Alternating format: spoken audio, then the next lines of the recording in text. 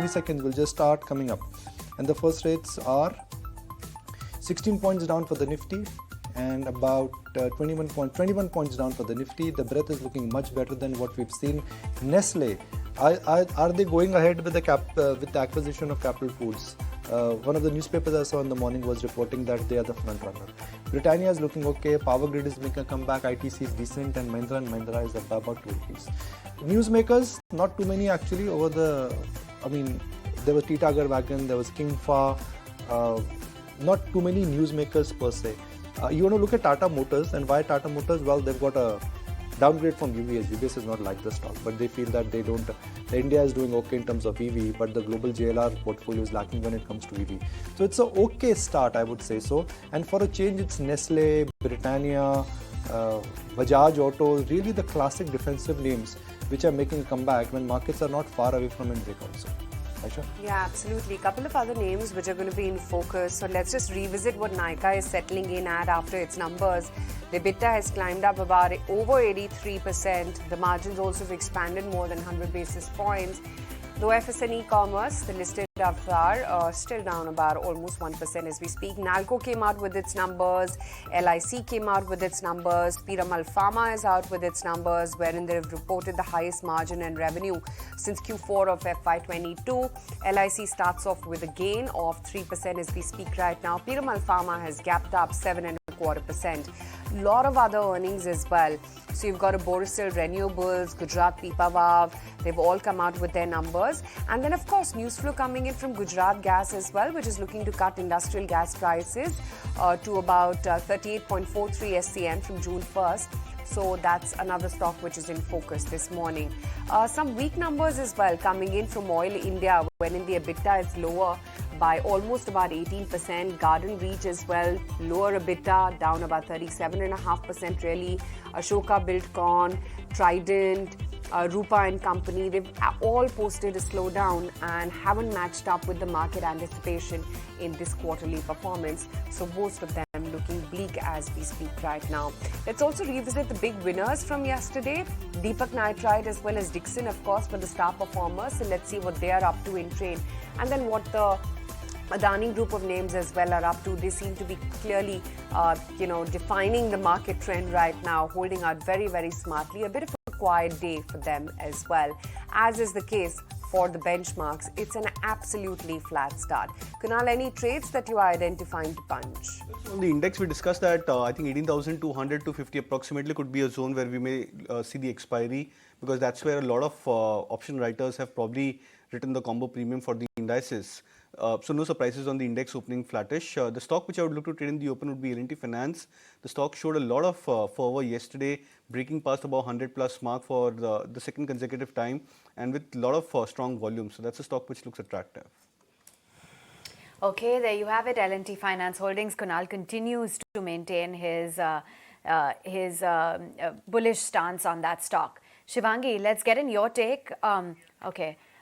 We've got with us then A. Bala, who is joining in to discuss his outlook on the markets, Managing Director and CEO at Aditya Birla Sun Life AMC.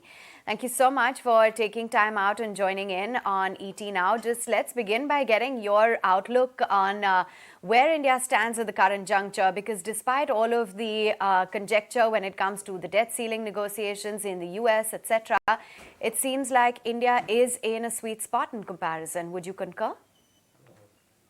I think it looks like that it's in a better wicket, given the fact that on the macro side, we are seeing a significant improvement and stability. One, starting from inflation is a lot more under control when it comes to the question of taking a decision on interest rate. Second, the current account deficits have improved quite significantly from deficit. Now the deficit is quite narrowed. There is a high probability that we may end up in a surplus during the year, and currency stability has also been a lot more better. And growth expectations, even the reiteration of growth, which could probably in the range of over 7% by the Reserve Bank of India Governor himself, I think goes to show that I think overall things are a lot more under control. And lastly, the company's financial numbers, which has been reported for the March ending, most of the companies, almost about 55 to 60% of the companies have beaten the analyst expectations. which essentially means that reflecting the broader level structural change that we have been looking at driving seems to be paying in terms of delivering better performance. See, all in all, if I see compared to the global market, definitely India is in a better wicket.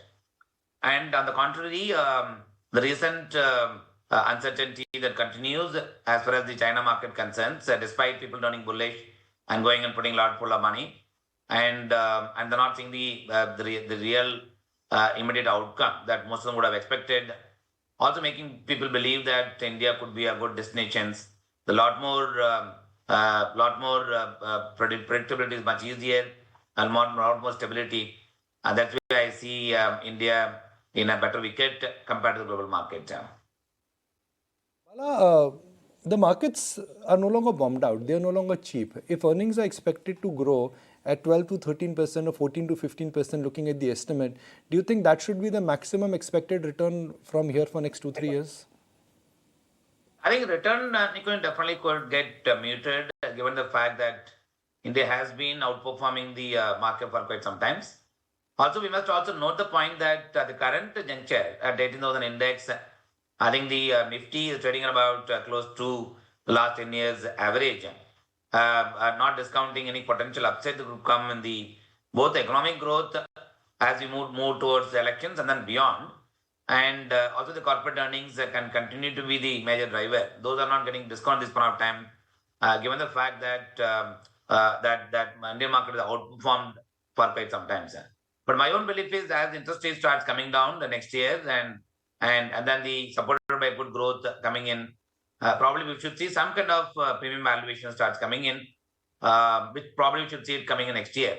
But from the return expectation point of an equity, given the fact that earnings yield versus the bond yields, if you even today if you look at it, bond yields are much better. Therefore, it's not fair to expect substantially higher return in the equity as we have seen in the past. But anyway, the expectation should always be kept somewhere close to about nominal GDP plus 2 or 3%. And beyond that, whatever comes, it should be taken as a bonus for any investor in the market. Bala, do you think large part of the rally in the fixed income market is also over because inflation has peaked out, Reserve Bank of India has hit a pause button? I mean, they're not going to cut rates now, which means that the fixed income rally is also over? Fixed income rally, probably we can say that the longer end already started discounting two things. One, the current account stability, liquidity is getting better. The 2,000 rupees note to be submitted back to the banks before the September will improve the overall liquidity in the banking system. Therefore, demand for GSS will increase. The RBI post announcement of dividend, which was 2 times higher than what was budgeted in the numbers. All of them actually is going very well as far as the fiscal concern. And that's why I think the bond market in the longer run rallied. But as we start seeing a moderation on the inflation and then globally if the interest rates cut, right now we are in a peak cycles and we believe that incremental hike will not come. But as they start thinking about rate reduction, if it happens in US then followed by India, we will still see rally coming in the short end of the curve, which is basically if we take 1 year 7%, 2 years 7%, 3 years 7%, 10 years also 7%. The ideally speaking, the curve should be a little steep. That's why I believe that shorter on the curve will come down next year. Therefore, from investor's point of view, the dilemma would always be: should I play the fixed income market through the long duration, or should I play the fixed income market through the short durations, short to medium durations? We suggest the short to medium duration will be more ideal for investors to look at it, given the fact that yields are still high. Therefore, the carry in the portfolio is also a little better. Bala, last time when we spoke, you said I'm examining the new SEBI proposals for mutual fund TR. It's been 3 days. I'm sure by now you must have done the numbers. What could be the impact for your AMC? What could be the impact for the industry? What could be the impact for everybody? Of course, I'll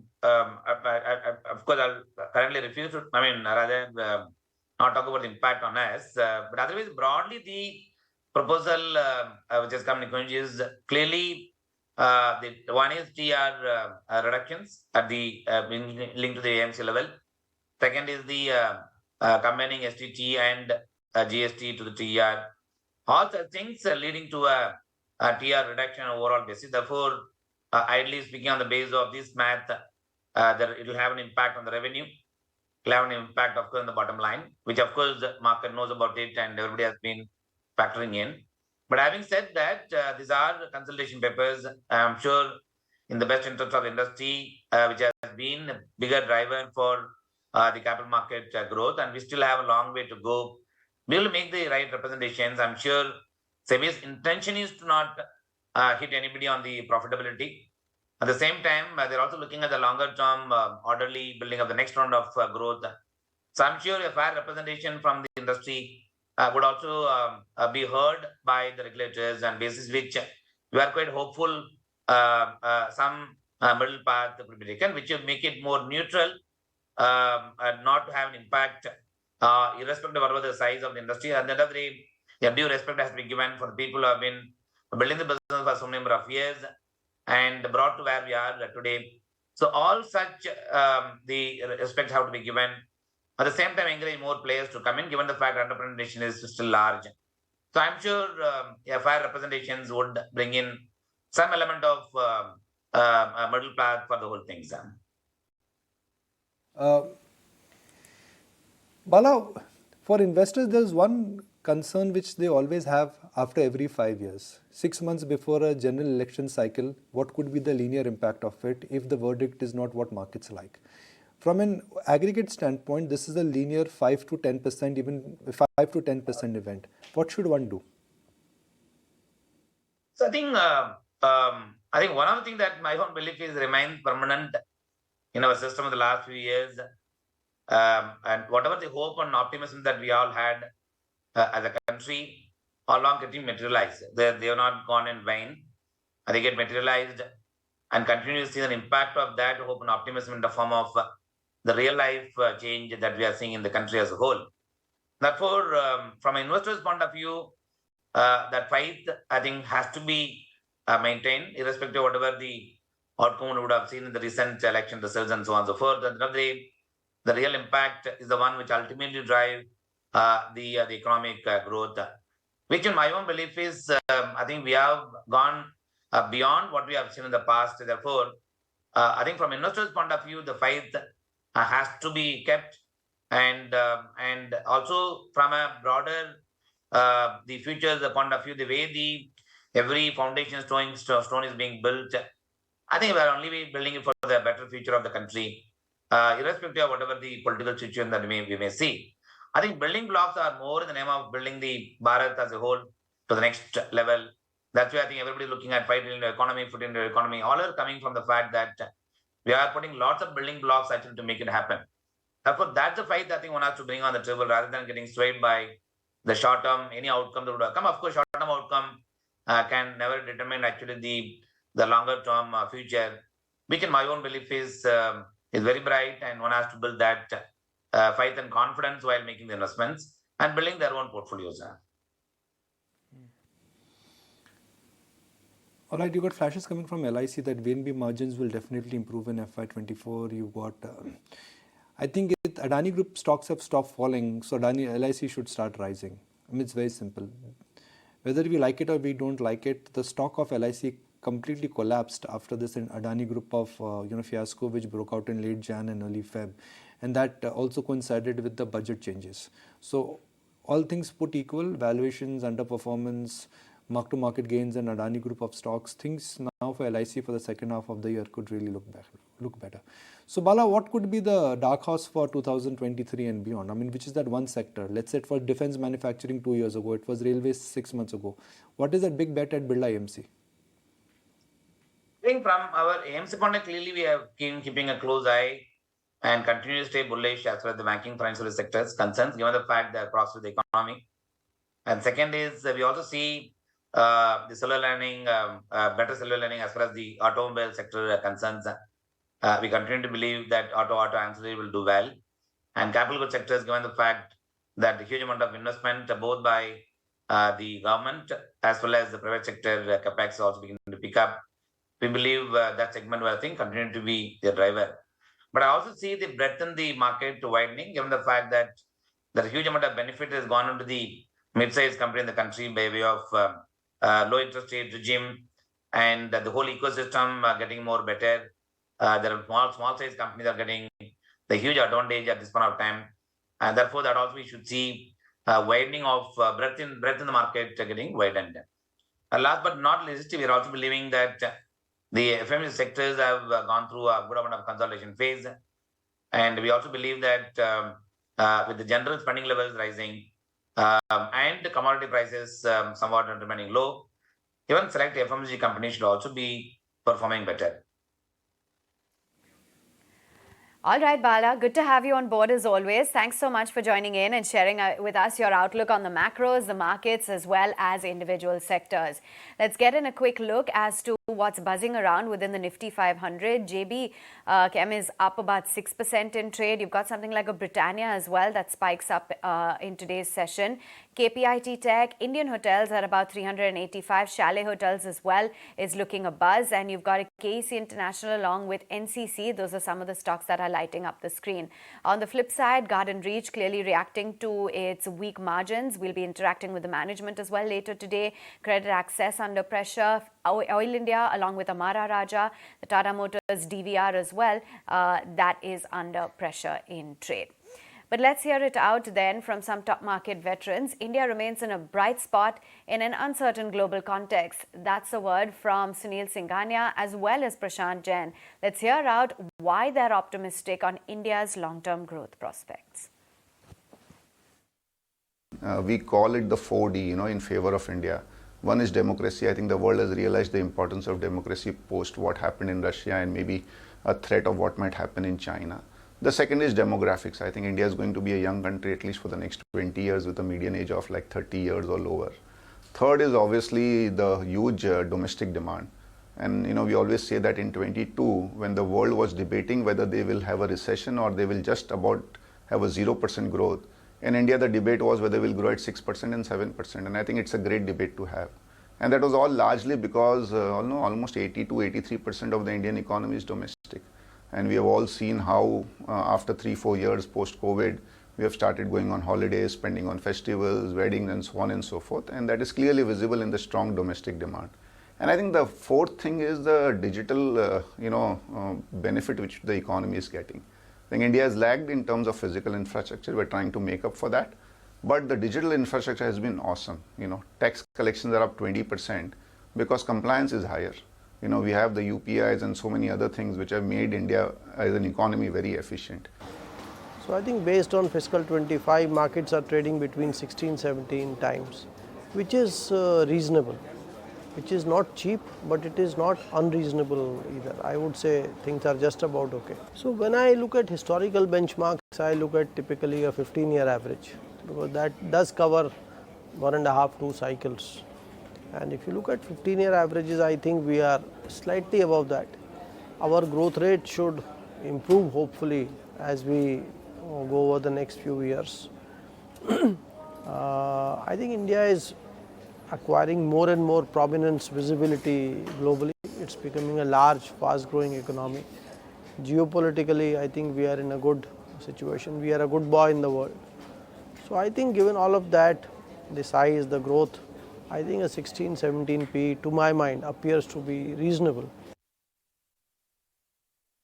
Financial services and banks will play a major role. I think when in Indian markets, banks and financial services are almost 35-40% of the economy as well as the markets. And so it is very natural for most investors to have a decent allocation to banks. Structurally, for the next 3-4 years, if the economy, as I said, is to grow from 3 trillion to 6-7 trillion, I think financial services will play a major role and will continue to be quite constructive on the bank. The only thing is bank on names where there is good brand name, because from a banking perspective, deposits as well as cost of deposits is the raw material. And the better you are there, the more competitive you become. Banks are in a sweet spot. Balance sheets are very clean. Credit growth is reasonable. And profitability is holding up well. So I would say these banks should continue to do well. My vote would be for the large, big brands that have scale, that have good technology platforms, that have a good CASA mix. And so my vote would be for, that's an obvious one. And there could also be other smaller niche companies which can do extremely well, like some small banks are doing quite well. In fact, I used to discuss with many people that State Bank will do more than 50,000 crores profits, and they used to joke, but then they texted me back, look, you were right. So I think the bank has done extremely well, and other than one product category maybe or two, they have actually not lost a share in any of the products. So I think it's a really well managed bank. So I think from an India perspective, whether you get opportunities to invest directly in EV plays or not, I don't know. But indirect benefit to the economy is going to be huge. And I think over a period of time, as the segment becomes bigger, we have already started seeing Teslas of the world looking at setting a base in India. And when that happens, I think even if no direct play, there will be a lot of indirect plays which will be available over a period of time.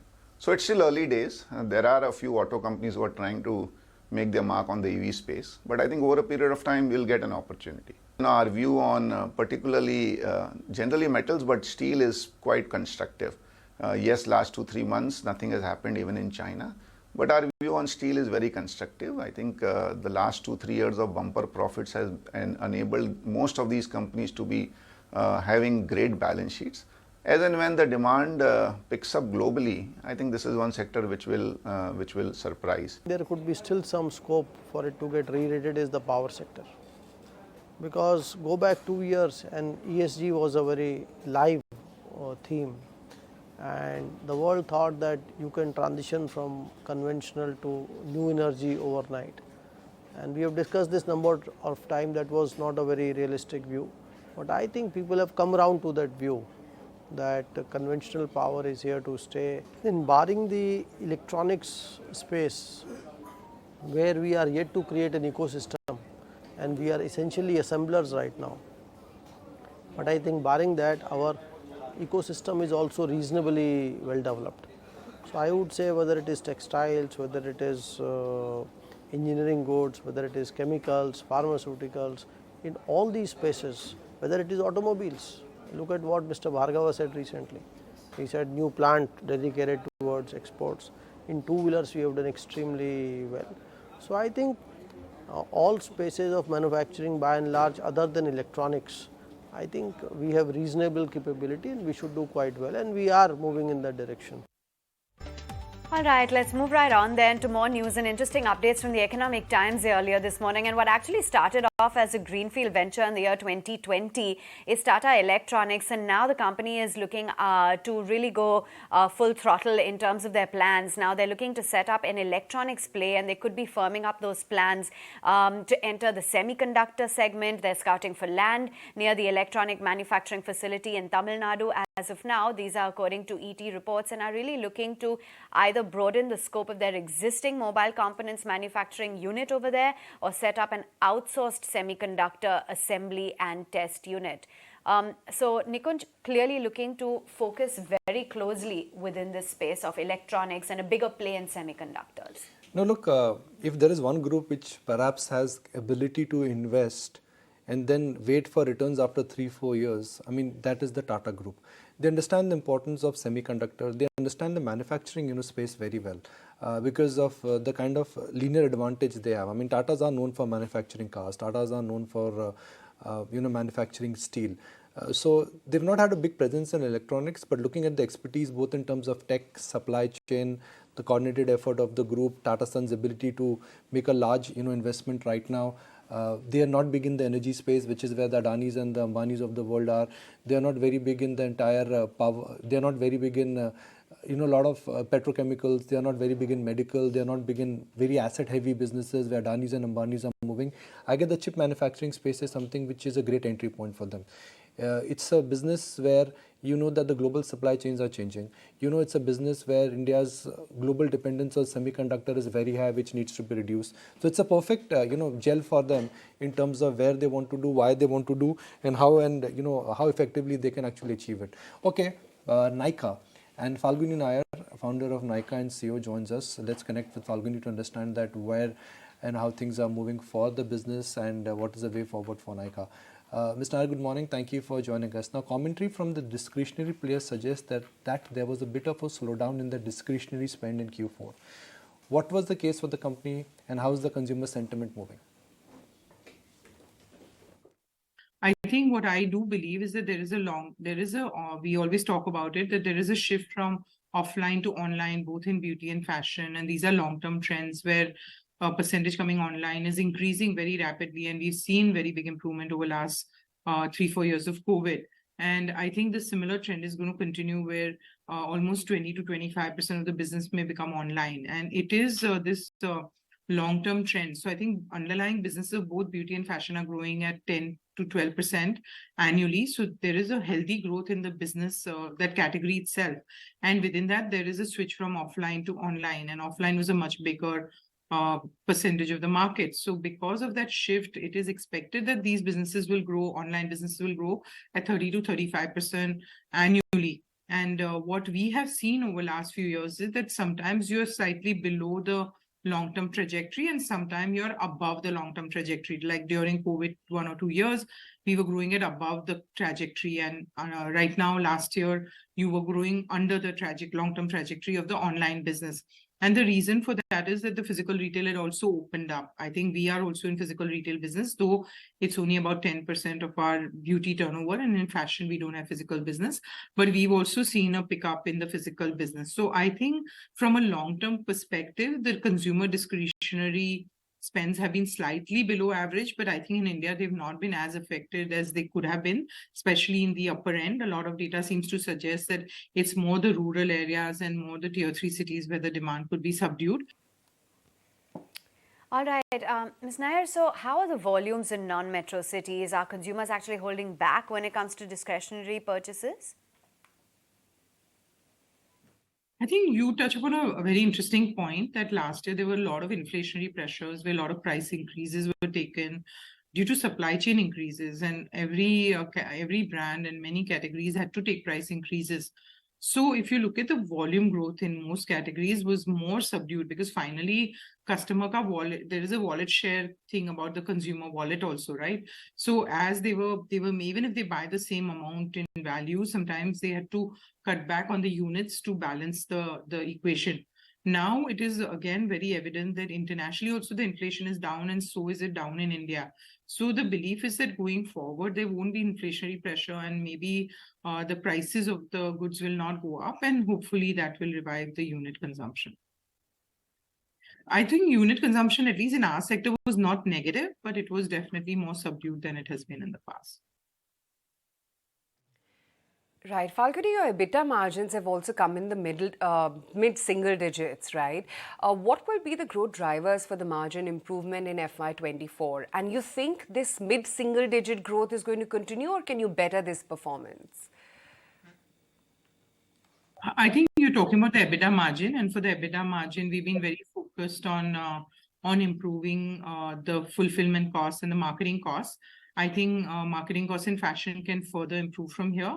And I keep saying that in an e-commerce company, as the mix of new and repeat customer keeps changing with every passing year, and that allows you to improve the marketing costs further. And we've also specifically said that we were very focused on controlling our employee costs, which had grown earlier in the year. In fact, this quarter results show that our employee cost was flat on a quarter-on-quarter basis. And I think we do intend to be very focused on controlling our employee costs in the coming year. And what we want to do is that we want to continue to deliver some benefits on cost saving. For the same amount of growth, we want the cost to grow lesser so that there is benefit of, the benefit of scale comes in and there is some margin expansion. The competition intensity is increasing in the personal beauty care, with Reliance launching its own brand Tiara, Purple raising funds. How do you plan to grow in a market which is getting more competitive? I think to start with, I'd like to say that a lot of competition was always there since 2012 when we started the business. Like Purple has always been around, and so has Amazon. I think in 2013, everybody used to ask us, how will you Amazon-proof our business? And so we coexisted with world's largest e-commerce company like Amazon for so many years. So I personally feel that retail is a very big industry and there tends to be many players. I think what happened at a point in time was that Nykaa was extremely successful and had this consumer connect, which gave it a certain level of outperformance. So even when we started our physical retail business, there were always other physical retailers like Shoppers Stop, and in beauty, I'm talking about Shoppers Stop or Health and Glow and Dabur New Use. So there were many of those already existing, and I think Nykaa did its own execution. So I think I do believe that our focus should be more on consumers and how we deliver the best options to our consumer and have our own journey. And the market is very, very large in general in retail, and there will always be some other players. How many of them succeed, who succeeds, will always be a question mark, and it depends more on their own strategy compared to what market has to offer. But Nykaa's size and scale is so large and the presence is so large and wide that for that to immediately get eroded is not possible. It will take many years for any retailer to make a reasonably successful business model in this industry.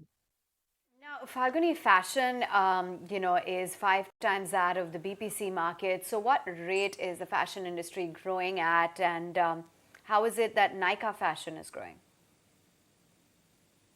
I think the fashion industry is also expected to grow at 30 to 35% annually. We grew at triple digit in the 2 years of COVID. Now that growth rate in fashion has come down to 41%.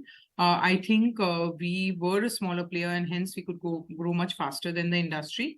As we are becoming significant player, vying for number 3, number 4 position. I think that's where I say number 3, number 4, because I think our positioning in women is slightly stronger than men. So I think that's where the range comes in. But I think in fashion, what we do believe is that we should be growing at a healthy clip going forward also. But it will be more in line with the industry growth. Right. Fashion contribution margins have also been a bit of a drag, Falguni. How do you see the benefits of scale here? I mean, will FY24 be the turnaround year for the fashion business? Absolutely. So I think in our fashion brand, we made a lot of investment last year. And I think this year we do believe that our private label brands in fashion, what we call as house of fashion brands in fashion, will be at a break-even level, and there won't be any losses in that. Even on the platform business, there will be, I think the peak losses are behind us. And I think the platform losses are also going to come down as more and more repeat customer behavior improves. And plays out more, because as you acquired, the number of customers you acquired in previous year affects this number. So I think in that sense, we are very confident that we should be able to grow this business in a profitable way. So from being a platform company, now you're focusing on manufacturing as well. So what is the way forward? Will the company continue to diversify? What's going to be the focus point?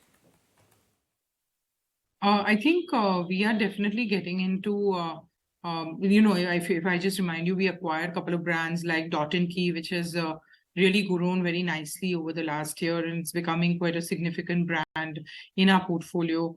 We also have acquired smaller brands like Kika and others like LBB.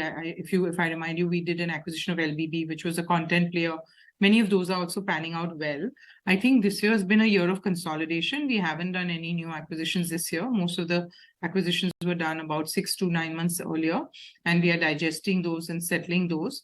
And we have a lot of our own organic growth initiatives, like we are going into GCC markets, which will launch in the second half of this year. So there's a lot of effort going into building that out. And the Superstore, which is our B2B business, also is something that we're continuing to grow. So I think there is enough enough in plans and in the works, and we'll continue to build those businesses. Right. Falguni, your stock has been languishing, right? What do you think the market is worried about, and your message to investors and shareholders? I think when I look at the company, and if you look at the excitement on our floor, we are all very excited that as a team, we understand e-commerce business, we understand the retail business, and we are doing the right thing and great strategies, be it on technology side, be it on art of retailing, be it on bringing the best to our consumers and in a consumer-centric way. I think all of that excitement somehow is not translating, and a lot of focus in the market is on PBT, which is a very near-term measure of profitability. And for companies that are investing for the future, it probably is not the right thing to look at. So I would like and request my investors to look beyond that and look at all of the assets that Nykaa is funding from its own profits. I think there are many companies which incur large amount of losses to be where we are. Today, Nykaa is continuing to, like, we doubled our customer acquisition last year. And all of that is being achieved from our own profitability. And that is what I see it as a very positive, that Nykaa is able to invest, be it short-term working capital, be it our warehouses, be it new customer acquisition, be it our stores. Everything is being funded from our profitability, and they should see it in the right way, because I think too much focus on PBT will sometimes not allow us to invest for the future, which would not be good for the company. So I want to urge to the investors to look at the company in the right way and look at the investments in the right way. And that's why Nykaa is one of the very open company, shares a lot of information and data so that they know that what we are saying is true. So there's a lot of data shared transparently, and I wish they would deep dive on that. All right, appreciate your time. Thank you so much for joining in, Falguni, and giving us a view on how things are shaping up. That's the management of Nykaa talking about how they expect 20 to 25% of their overall business to be online. Prices will remain stable. She's talking about the fashion industry continuing to grow, and they want to be the third or the fourth position in the fashion segment, saying that the peak losses will be behind them in FY23. That's the stock price at 127 just today. Bank of America has maintained a buy on Nykaa. They've cut the target price though to 175 from 200 rupees, saying that Q4 has been in line and steady growth will continue. Very quick break right here on the show. Be right back. Back with First Trades. Let's get a move on then and hear it out from Prashant Jain as he shares his outlook on the power sector, saying that there's a further scope of re-rating. Let's listen in as to where he sees value within the space. So I think one space which has also got re-rated, but I think there could be still some scope for it to get re-rated is the power sector. Because go back 2 years and ESG was a very live theme. And the world thought that you can transition from conventional to new energy overnight. And we have discussed this number of time, that was not a very realistic view. But I think people have come around to that view that conventional power is here to stay. And world over you are seeing what is happening in the power space. Even in India, it is now possible shortages of coal or power that make the headlines. And recently, I think there were some reports that we are likely to announce fairly large new conventional power plants. So I think India's, as I have always said, India's per capita power consumption is extremely low, and power represents a growth business in India. And also, I think some of the incumbent companies, their quasi-sovereign status gives them a significant advantage when it comes to borrowing. And whether it is in conventional or in renewable power, the cost of borrowing is the biggest delta between two businesses. So I think the widening of spreads globally and even in India to some extent, I think has enhanced that competitive advantage. So I think these utilities are still not trading like growing businesses. So I think there is still some room for re-rating to take place there. Well, let's take the conversation forward.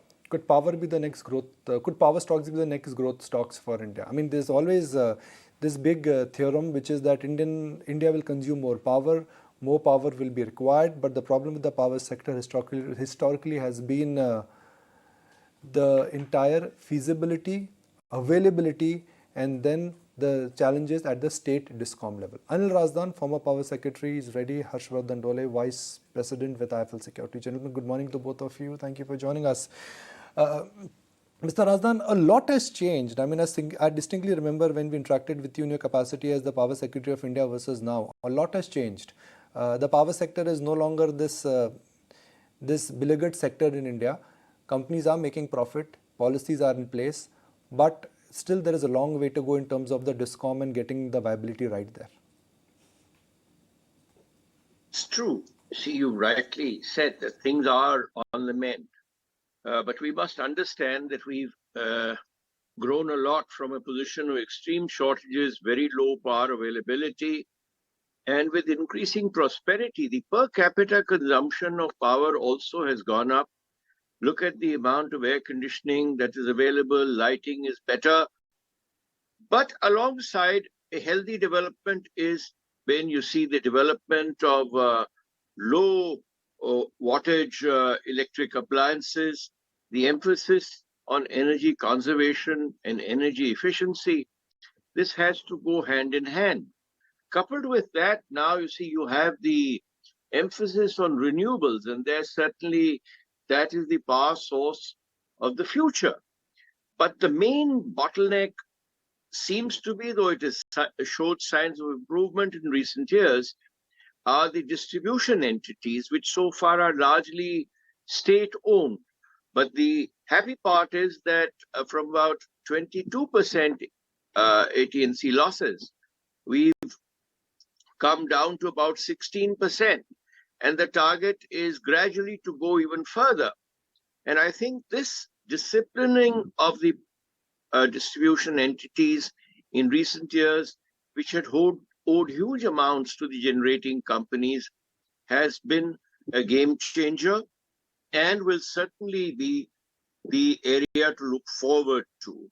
Earlier, our emphasis was only in creating more generation so that more power is available. Now power is available, then it had to be transmitted across the country. Now we've got to get ready to load in green power, renewable power from smaller segments into the grid. So the problem is in a way becoming a little more complex, but then so is the general environment of technology. We have to prepare ourselves for the new technological change. And entrepreneurs must come in. But as I said, money coming back into the system and strict enforcement of outstanding dues, cutting off power, preventing them from running to the exchanges away from their conventional sources to evade pressure. All these things combined have helped. But I think more and more the private sector gets into the business, the pressure on the government and the states will be even more. But I think the problem still lies in some states, which are very large. And with elections looming around the corner, this year is going to be very crucial. And I think the power sector has done well. The ministry has done well in laying down the rules and also trying to solve the problem. The whole, I think, effort has to be to bring the money back to the investor. Otherwise, no investor is going to come in. Yes, sir. Harshvardhan, there is a big change in terms of how the new power capacity is getting commissioned. Tata Power, for example, has gone on record and has said that we will not be investing in additional thermal capacity. A lot of other private players are also thinking on the same lines. So for an investor, somebody who wants to perhaps benefit from this thought, what Mr. Razdan alluded to, what Prashant Jain just endorsed, that India will need more power. The power sector mess is getting cleaned up. What is the best way to participate in this, in the entire power sector? How would you address that? See, there is no denying that while renewable is need of the hour, one cannot fully get away with the thermal plants either. So if the current scenario were to be assessed, the peak power demand of 225 gigawatt that we hit recently was being largely met through, the availability of, coal-based power plants. And if the current scenario were to persist, the importance of thermal assets will only incrementally rise. And in a country like India, where load variations are so diverse, I think renewable and thermal will have to coexist. That's point number one. Even CEA in their recent report have said that while there are certain thermal capacities under construction, we would need additional 20 to 22 gigawatts of new thermal capacity by 2030. So even CEA is taking cognizance that the thermal and renewables have to coexist. So there's no denying, in my view, that as the scenario unfolds and the energy consumption on a per capita basis rises even beyond 2030, the technology will evolve. Coal perhaps can be even much more cleaner, And these two supplies of source will continue to coexist. That's our firm belief, and that's how we are positioning ourselves while playing the power sector. Sarshavardhan, if you have to zero it down to, let's say, a group of 4 or 5 stocks, which could be the best play on power consumption, power capex, power play, which one would you lean? Transmission, generation, distribution? So, pickup in power demand actually benefits all the segments of the power value chain, beginning from coal and right up to distribution and the power trading exchanges. So, if somebody is actually willing to take a low risk exposure, then the transmission assets are sort of rent seeking model. And these are, favorably placed with a 3 to 5 year perspective, where power grid actually stands out favorably. If someone is willing to take some operating risk and go down the value chain, then perhaps an NTPC, which is a great play on renewable as well as thermal assets, in my opinion, is selling at almost 30 cents to a dollar. It's underappreciated by almost 60 to 70%, and that continues to remain one of our top picks in the sector. And when it comes to distribution, this is one of the sweetest spots. The unfortunate part here is the growth visibility for some of these distribution utilities as of now is fairly low. And in case the distribution privatization stroke franchising picks up, then companies like CESC or a Torrent Power are well placed within that particular framework. But as of now, I think NTPC and Power Grid, these continue to be our preferred picks within the sector.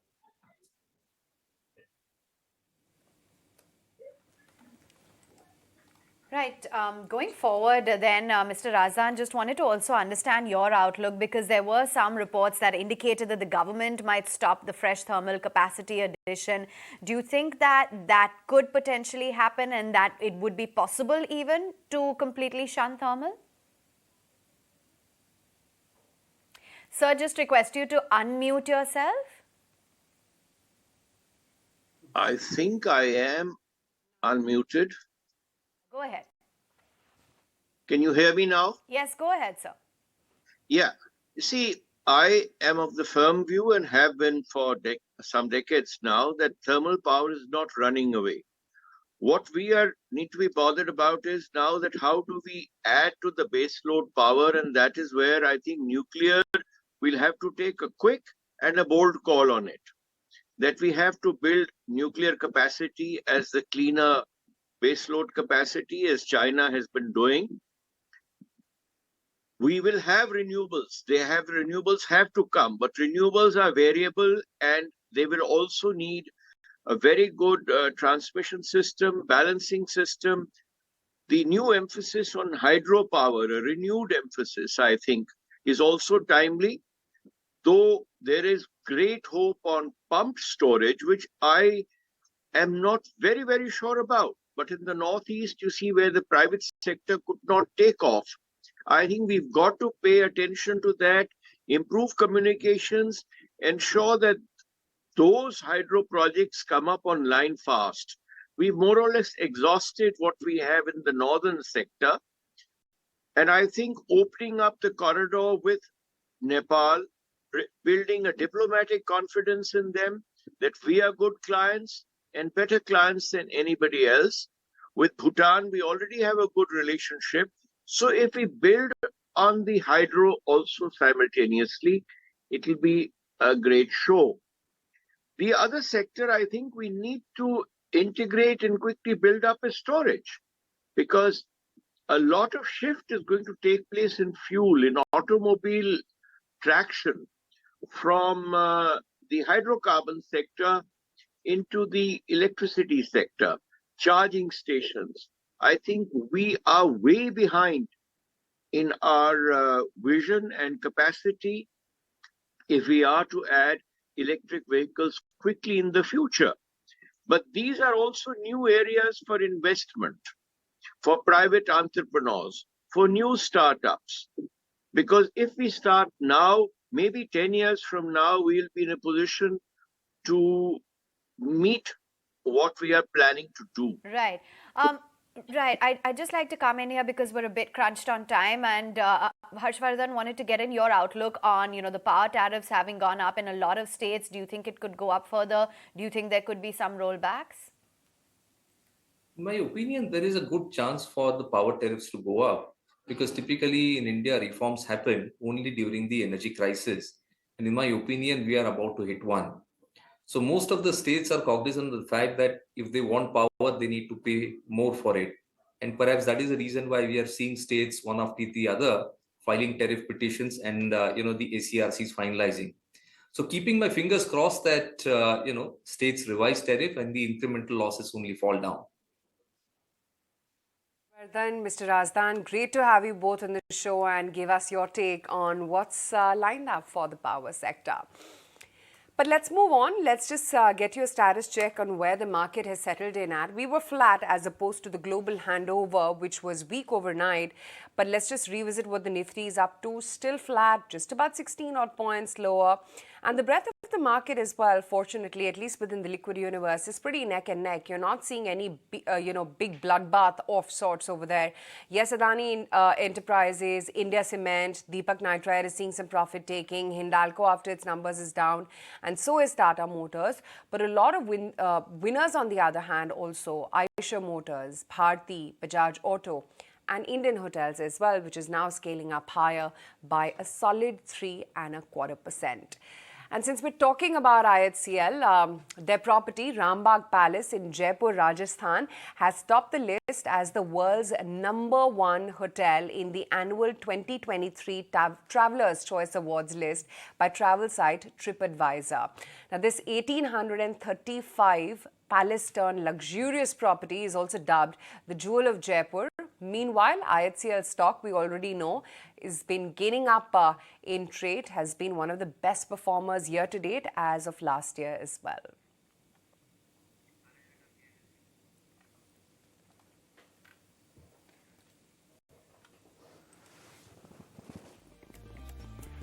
All right, Commander Mr. PR Hari joins us now. Let's take our conversation forward to understand from him that how things have transpired for the company for the quarter gone by, and for GRHC how things could look up, at least in terms of both the recent order book and the execution of that order book.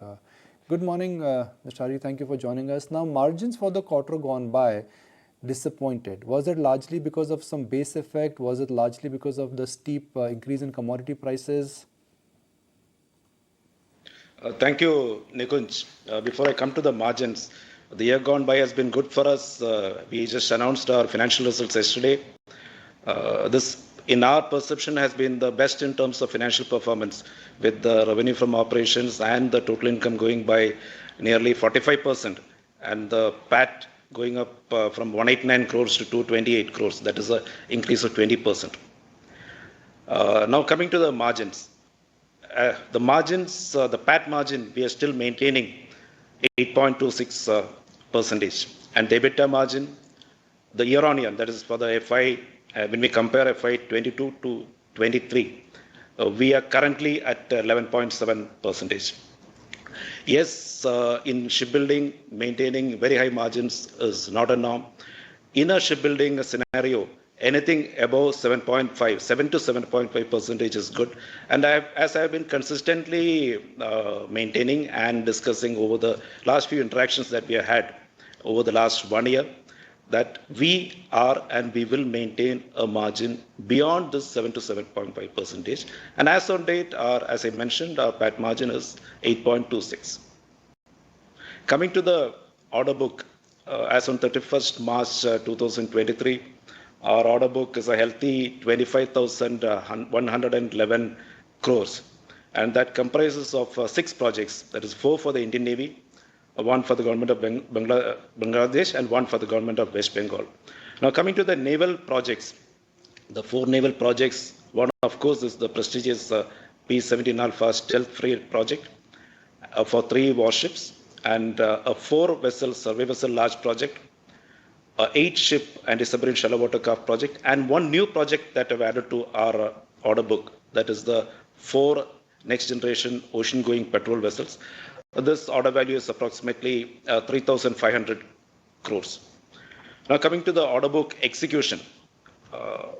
the current order book of this 25,000 odd crores that I just mentioned will finish as per the project execution strategy by FY29. This is including the new project that we have taken on, that is the next generation ocean-going patrol vessel. The survey vessel large project, we will be starting delivery of the ship from the current year. The first ship of the project is presently undergoing trials, with the second ship close by. The two survey vessel ships we plan to deliver during the current financial year, and the next two during the next financial year. As far as the P-17 Alpha project is concerned, delivery of the first vessel will start during mid-2025, and the third ship we plan to deliver during FY27. And the anti-submarine shallow water craft ships, the first of the ship we intend delivering during the current financial year, and the balance ships will follow thereafter, 2 per year. And this project we plan to complete by 2026. Okay, so those are all the projects. I just want to reconfirm. You said that we will continue to maintain margins above 7 to 7.5%. You're talking about your EBITDA margins or your PAT margins, and what is going to drive that growth? Thank you, Aisha. I mentioned PAT margins. That means I mentioned that we'll be maintaining PAT margins above 7 to 7.5%. And as of now, our PAT is 228, our total income is 2,763, so it comes to 8.26%. Trajectory when it comes to your EBITDA margins, because this quarter, just looking at the quarter, not the full year, I know you flagged that off, it's at about 3.3%. So will you recover from this current level? See, what has been done, whoever has calculated has taken off the our other income from that. As far as we are concerned, other income is arising out of our working capital. When our working capital is wisely and effectively managed by the treasury, that naturally generates other income. So if you add the other income, it is not 3.3%, it is about 6.8 to 7%. Every operation, I mean, what markets want to know that operationally, what margins would you make? Working capital is used for, it's not surplus money. It is actually a working capital. So that in effect is translating into operations. Anyways, year on year, that is if you're concerned, especially in shipbuilding, it would be prudent to compare performance over a year, because the shipbuilding projects normally range from 4 to 6 years. So if you're comparing quarter to quarter, there could be deviations depending upon the project execution stage.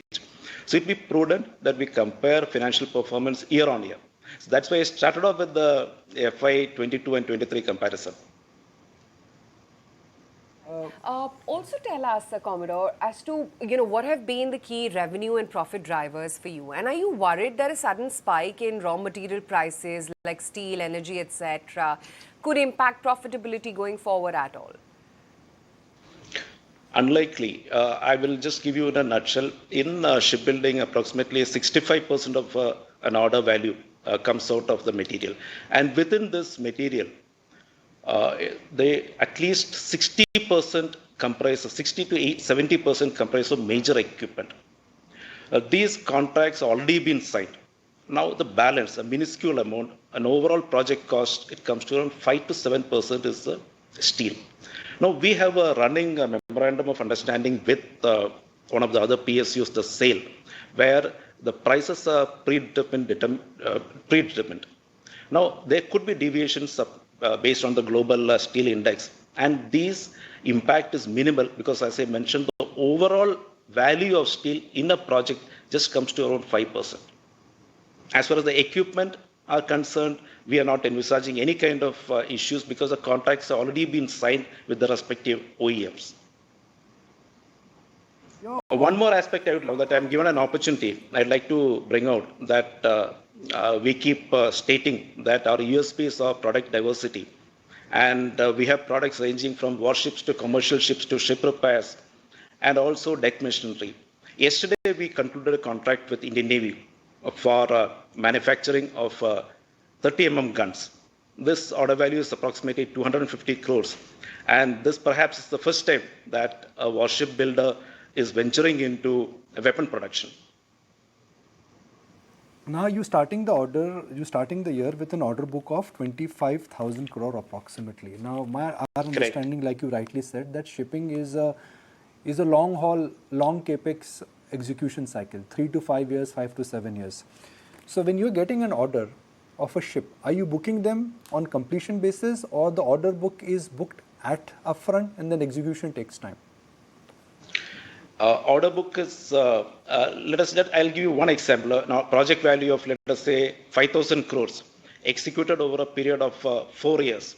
Depending upon the physical progress of construction, as the ship is built and the equipment get lowered, based on the input, that translates into physical progress of construction, the order value is booked. Which means, in a span of 4 years, this value of 5,000 crores get executed and booked. Now again, in shipbuilding, the initial first year, the first phase of shipbuilding is a preparatory phase where mostly the design activities get carried out. And the next phase is the hull construction, where the ship form is formed. And thereafter, the equipment get lowered in. And as I mentioned, equipment carry a large chunk of the order value. So it is when a ship reaches a physical progress of construction percentage between 40 to 60, where the maximum revenue is recognized. Just to understand it, and I'm glad we're having a long discussion on this. 25,000 crore order book, what you currently have, you're starting the year with. As of today, you are saying that in 3 to 4 years, this 25,000 crore will be executed. Not 3 to 4 years. I mentioned FY29, including the new order that we have got for approximately 3,500 crores. So now we are in May 2023. So over the next 6 years, we'll be executing this order, which means the 25,000 that we have will get consumed, the revenue will get recognized over the next 6 years. And in terms of getting the new business line which you just talked about, when you're diversifying outside the shipbuilding, what is your potential upside from the diversification when you're moving into weapon manufacturing for FY24, FY25 and FY26? Because I'm assuming, unlike ships, guns can be made in less than 1 year, right? I mean, I'm just taking a guess here. This is being developed indigenously for the first time. Hitherto, these guns were being imported. So the development time will be there, but you're more or less right. These could be developed and delivered within a span of, let us say, a year to year and a half. So we intend completing this project and recognizing this revenue of around 2,000 crores, 250 crores that I mentioned over the next 1 to 1.5 years. And also, what is more important is that while this is just 250 crores, it also gives us a window of opportunity to enter into this area of business. We have already, as a diversified company, perhaps the only one of its kind in India. In addition to shipbuilding, we also have verticals which range from portable steel bridges, where we almost own around 65 to 70% of the Indian market. And also we have a deck machinery division and a diesel engine division. So this gun manufacturing is another area that we have just opened up. Appreciate those clarifications, appreciate the outlook on the business and where you see things headed. Time for a very short break right here on the show. Be right back.